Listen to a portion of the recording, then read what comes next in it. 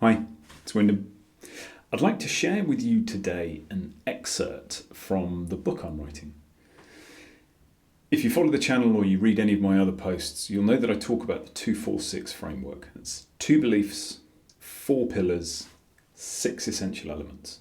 And when we work with these 2-4-6 together, they provide this framework in which we can start exploring who we are, get more deeply connected to who we are. It offers a mechanism through which we can be curious and exploratory, and it gives us an opportunity to create and execute intentional action plans. But when we look at those 4 key pillars, the second of them is authenticity.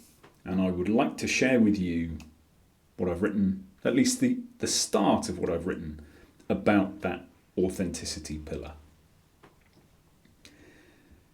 How well do you know who you are? And I mean really who you are. Not the version of you other people perceive, not the version you project in an attempt to show other people that everything's under control, not the version of you that dutifully demonstrates you're conforming to what is acceptable in what you say, think and do. In short, not the version of you became in order to be included and remain safe. Not that version of you. How well do you know the deeper, quirky, non-conformist, walk your own path, dream your own dreams version of you? The version of you that would have grown and flourished and danced in the world had you not felt the need to build a suit of armour to contain yourself and remain safe. The version of you that would have tried new things just for the joy of it had you not been tricked into thinking how well you did things was more important than the fact you did things. The version of you that chooses the uncomfortable path because you know it is the right path for you, rather than choosing the easy path because it elicits less judgment. The version of you that honours the essence of who you are, rather than prioritising other people's comfort, opinions, and judgments. Very often we feel deeply uncomfortable when we meet individuals who are truly and unapologetically themselves. We call them quirky, eccentric, maverick, or sometimes just plain weird. We other them. We turn to the groups we are part of and seek comfort in how normal we are in comparison. We exercise judgment over them in order to make ourselves feel better. But let's peel the onion. Blueprint truth for you. External judgment is always as a result of some form of internal judgment. What's happening when we judge the quirky, the eccentric, the mavericks, the weirdos, is we are seeking comfort for the fact we conformed where the weirdos did not. We followed the path set for us because that is where we perceived safety to lie.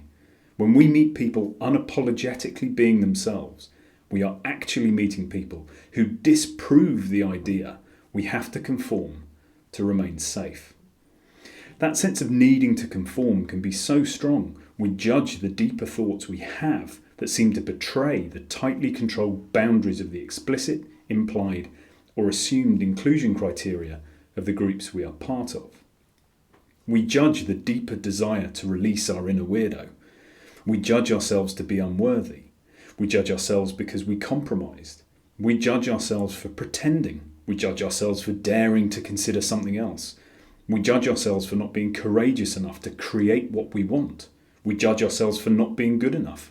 We judge ourselves for being selfish. We judge ourselves for not trying hard enough. We judge ourselves for trying too hard for too long.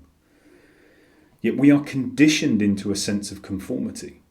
And when we see others being different by being themselves, we have to deal with the fact, often subconsciously, that we compromised. That we squeezed ourselves into a box that never really fit us. We are exposed to a reality that directly conflicts with one or more of our stabilizing blueprint, beliefs or truths, and as such we resist it. We judge those parts of ourselves that we fear will single us out and lead to our rejection, so we box them away. We create rooms and doors in our minds and imprison various elements of ourselves. The bits we have been taught to be ashamed of or feel guilty about. The bits that we have been taught will be judged by others. We diminish ourselves by hiving those parts of ourselves off and pretending they don't exist. But they are all simply part of being human. I'll leave you with that. I wish you a peaceful and joyful few days, and I will speak to you soon.